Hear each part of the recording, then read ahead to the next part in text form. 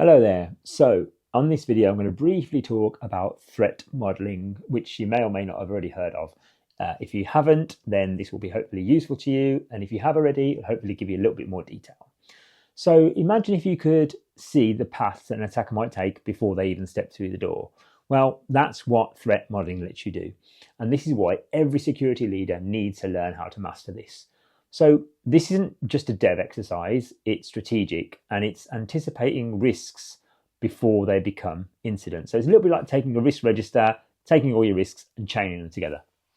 So in a threat modeling exercise, the questions you ask yourself are, first of all, what do I need to protect? Who might want to attack it? How would they attack it? How would they do it? And what would stop them? So it's not about ticking a box.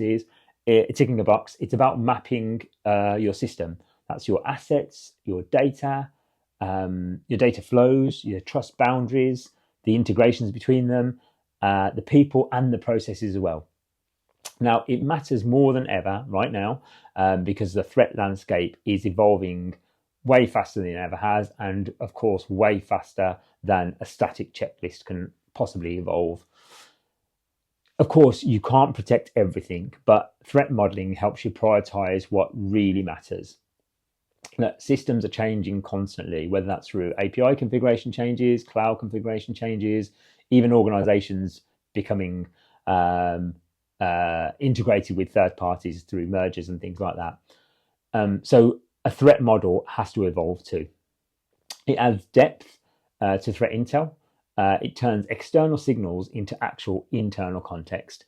And these are kind of aimed to really be built from the very start, not sort of bolted on. So it really makes sure that your security strategy is a lot smarter, a lot leaner, and ultimately more effective. Now, if you're already aware of everything I've said so far, that's great. You might be familiar or might be interested in adapting some of the popular techniques and frameworks. So one is called STRIDE. That stands for spoofing, tampering, repudiation, information disclosure, denial of service, and elevation of privilege. Another one is one called DREAD, which is more of a scoring method, really: damage, reproducibility, exploitability, affected users, discovery. Another one is called PASTA, which is much more about attack simulation and risk analysis. Octave merges technical and business risk context. And then there's IDIL/ATC for much more complex or regulated systems. But if you start to look into some of these frameworks, it's going to help you to pick what fits your architecture, your stage, and the complexity of your environment.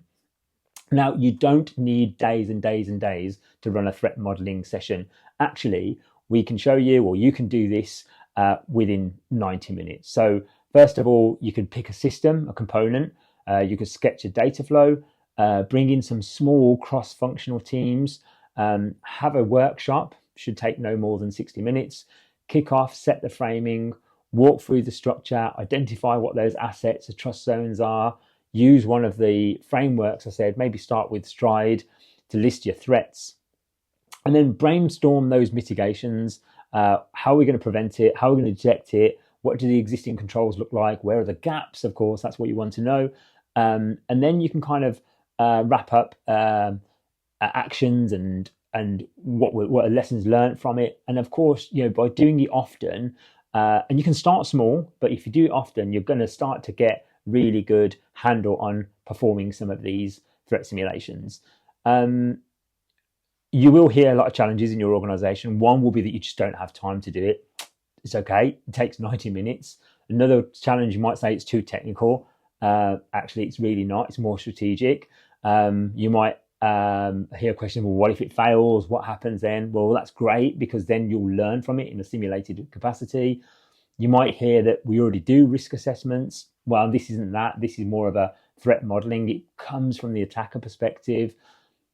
You might even hear that it's just a compliance tick box. It's absolutely not. So really, it's just about shifting the narrative. And if you can use something like a threat simulation, like in this threat attack model like this, you'll really find that you'll get less surprises. You'll get, your cost justified controls become more easier to demonstrate.